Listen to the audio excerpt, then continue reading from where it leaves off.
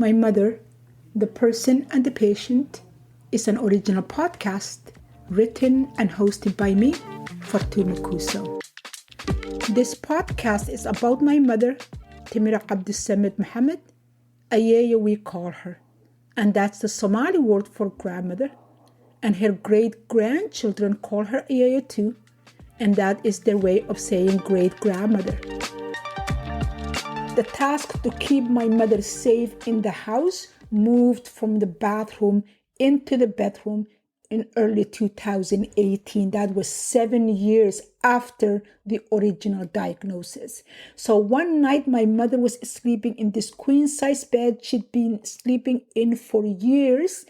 And then 2 o'clock, 3 o'clock in the morning, I just hear this loud bang and I jump out of bed and come to my mother's bedroom. My bedroom and her bedroom are across from each other, just a small hallway between us.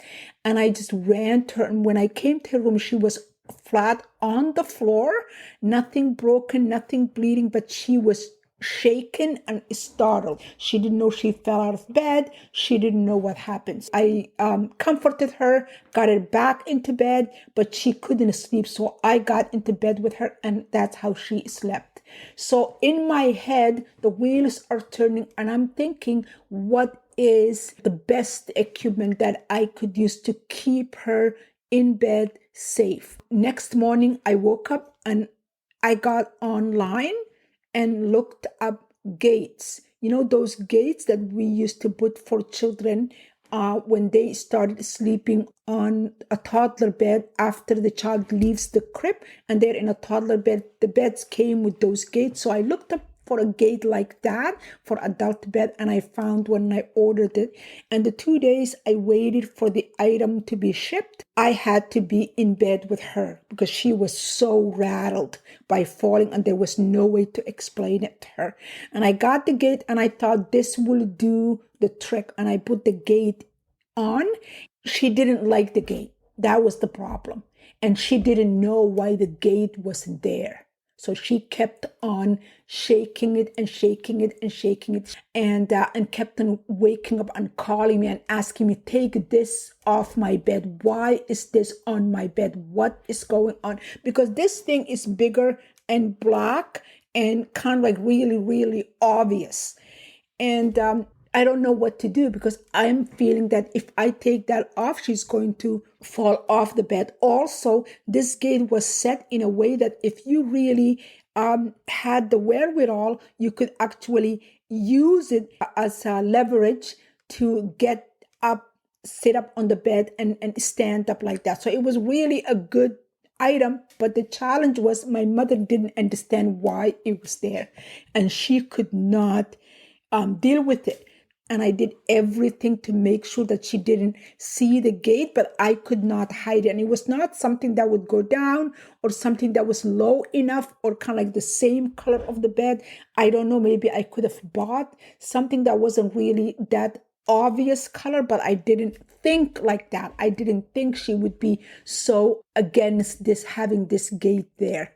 And there was no way to explain it to her. I would stand there, explain it, why it's there. And she says, okay, I get it. That's fine. You can leave now.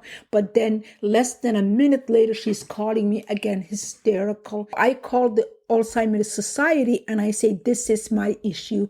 What should I do? They said, if you call your caseworker at the CCAC, they will help you get a hospital bed. You need a hospital bed that comes with gates and you can push it down and lift it up. So I call CCAC. They take all the information and then the man who delivered the bed sets it up. A month later, I got a bill on the mail saying that this is past due. You have $280 for the month. That's all. I'm already 10 days into the month. And then $280 in the following month because you're supposed to pay a month in advance. And I'm just thinking, what is going on here? So I called back the company that delivered the bed and they said, CCAC only rents the bed for you. This bed is rental and it only rents it for you 1 month. And then you could decide if you want to keep the bed or not. I said, it's $280 for me to keep this bed every single month for the rest of my mother's life. I'm not going to do that.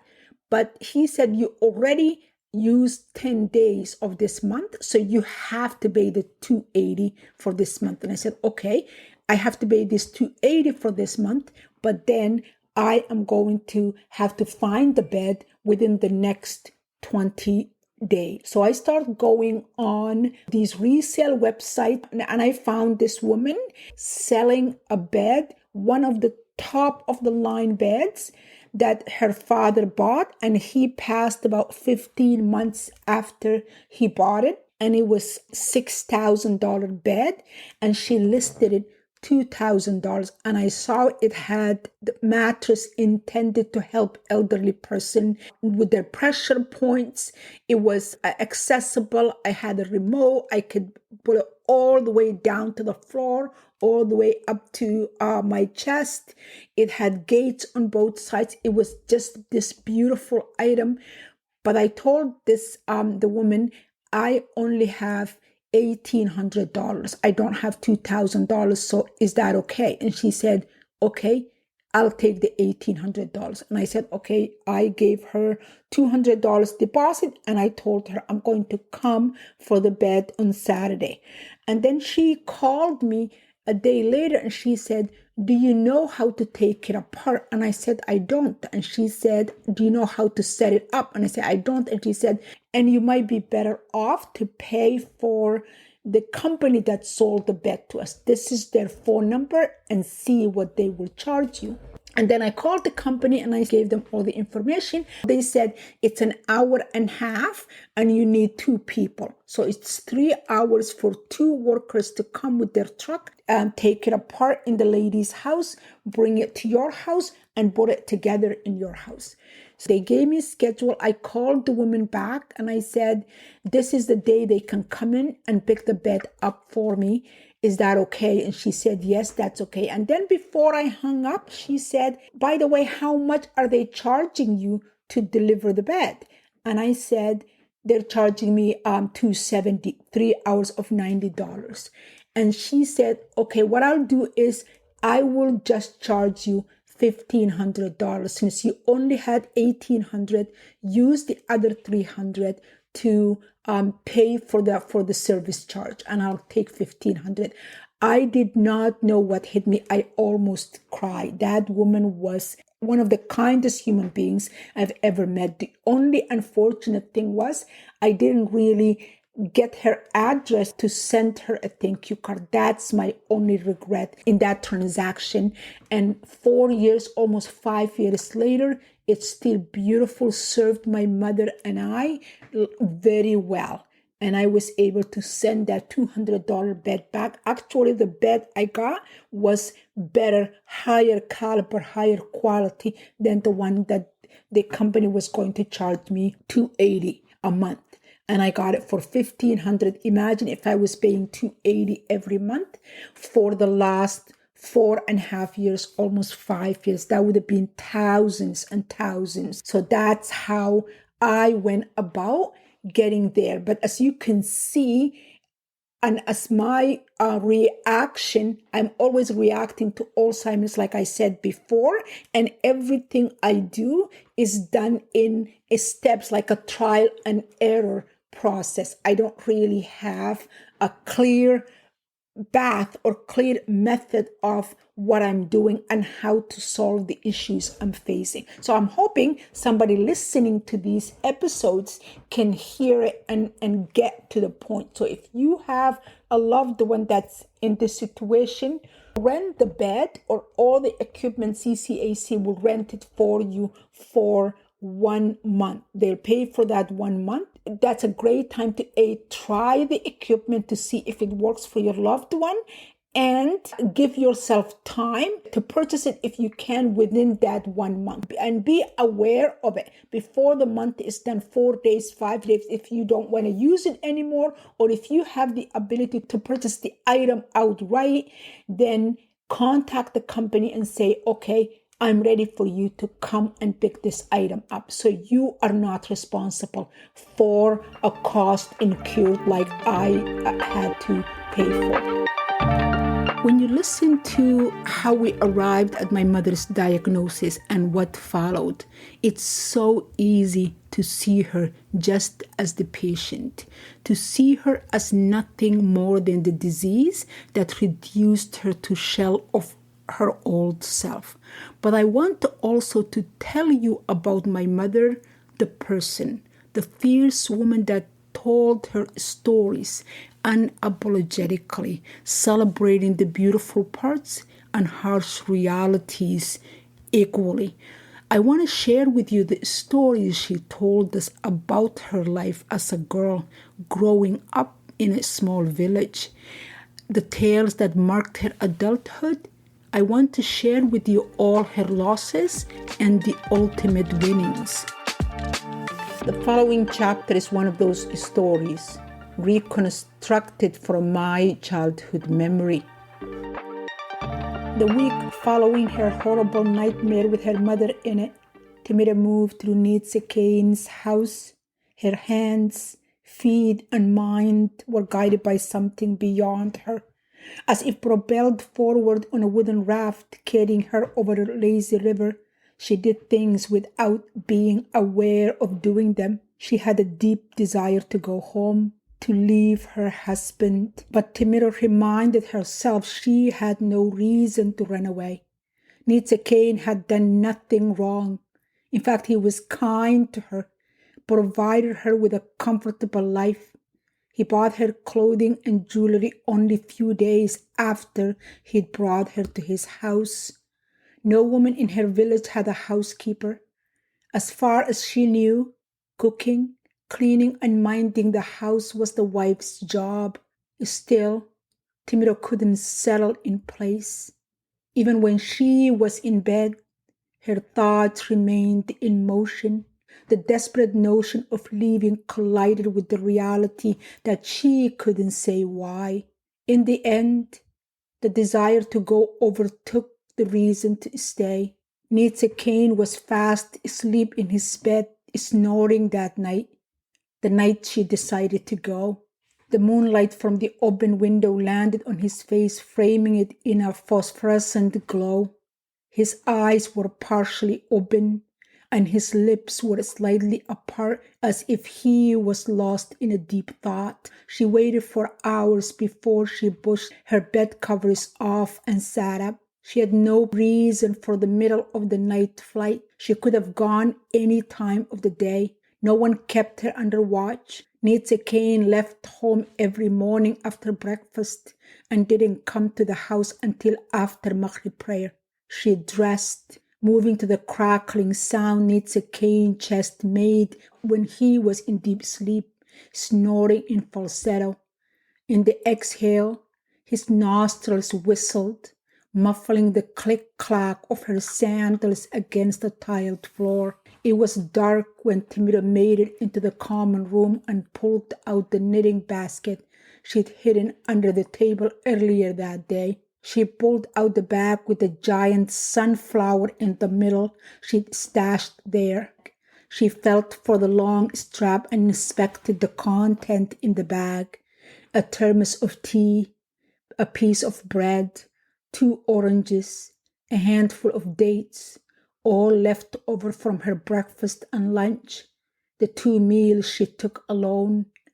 She wrapped a shawl, Nietzsche Kane's first gift to her, over her shoulders and walked away from the house with the clay roof she hoped for the last time. The fear of what lay ahead crept in when Timira was in the middle of the market, some distance away from the house. Darkness was so complete it felt like a thick blanket of silence covered the entire city. Even the dogs that roamed the market and barked from sunset to sunrise issued no sound. She passed several of them sleeping. They were tucked under overturned wagons tied together for safekeeping until the morning delivery boys came for them. 2 creatures lifted their heads and looked at her for a second or two, perhaps checking if she meant them harm. Seeing no danger approaching, they pushed their noses between their front paws and returned to slumber. On some level, Timira had thought about leaving for over a week by then, but the final act scared her. The venture struck her as irrational, dangerous even. Of course she wanted to go home, but didn't know what direction home was and how to get there. So she thought about her next step. In the dark and the lonely night, as she stood in the middle of the market for a long minute, the indecision shook her. Her teeth chattered from the combination of the chilly air of the night and the fear within. She'd contemplated returning. Nietzsche Kane and her were the only two people in the house at night. Alisa went to her family after the supper dishes were washed and put away. It would have been easy to sneak back in, pretend she went to the washroom, but Timiro knew there was no going back, not after all the hectic days that preceded that night. She couldn't stand the smell of the city that filled her the minute she got off the truck. It was impossible to endure the one that oozed out of Nietzsche Kane even when he was a mile away from her. She scanned the space around her to form a mental picture of what she was leaving behind. To assure herself this was the right move, she needed to do this. She opened and closed her mouth to get the shaking under control. She took a deep, cleansing breath and looked up. An enormous full moon covered the landscape with a silver glow. The fear of the unknown melted away at the sight of the twinkling stars above. Soon her stomach settled, and the fear gave way to hope of getting home. She moved with purpose. Making one tentative step after another, she began walking. She walked the entire night, only taking short breaks to chew a piece of bread, a date, and take a sip of tea. At the sight of daybreak, the sun sent welcoming rays to the dark earth, burning the thick fog that covered the earth with a gray layer of moisture. She left the dirt road to avoid being seen and sat on a rock beneath a large tree. She leaned her back against the tree to keep watch for anything approaching. "Do you recognize her?" Timira heard a woman's voice before she opened her eyes. What is she doing out here alone? In her sleep-drugged mind, Timira thought it was her mother speaking. She kept her eyes shut tightly. She didn't want to engage with anyone. A long second passed before the alarm of strangers looming over her took hold. She opened her eyes and bolted right up. Moving from lying down to standing in a single motion, she walked backward until she hit her back against the large qura tree behind her. She winced but didn't cry. A boy not much younger than her stood between a man and a woman, staring at Timiro. She returned a similar glare in their direction. They didn't try to come at her or move any closer to her. They remained between the dirt road she turned from earlier and the tree that stood behind her. The woman took 2 steps in Timiro's direction before she spoke. "What's your name?" "Timiro." "And your father?" the man asked. Timiro knew what he was after. That was an important question, and she needed to give him the proper response. She started reciting her tribal lineage from her first name, Timiro, followed by her father, grandfather, and great-grandfather, Abdisamet Mohammed Aden Hirsi Musa, until the man stopped her after the 20th forefather's name. "I know who you are," he said with a smile, for he figured out her tribe from her recitation of the names. "But what are you doing this far away from home?" Timiro opened her mouth to speak and closed it because she didn't know what to say. She hadn't planned for such a question to come her way. She didn't contemplate the idea of running into people and the expectation to account for her being where she was. The man and the woman looked at each other and turned to Timiro. She regretted resting here. where they could find her. They seemed to be waiting for a response, but she couldn't admit to running away from her home and husband and neglecting her wifely duties. That would have meant a return to needs again. She began, but found no words to add. How long have you been here? The man asked. She repeated. Enough with the questions. The woman turned to the man. Don't you see the girl's not well? She moved a little closer, tentative. Come here, child. She took Timira by the hand and led her to the road. Timira didn't know why, but she felt comforted by this woman's touch, as if her mother had inhabited her body. The man and the boy followed them. My Mother, the Person and the Patient can be found in Amazon Music, Apple Podcast, or wherever you get your podcasts. Please remember to follow, like, and share, and join me next week as I share with you another episode of my mother's journey as both the person and the patient. Thank you.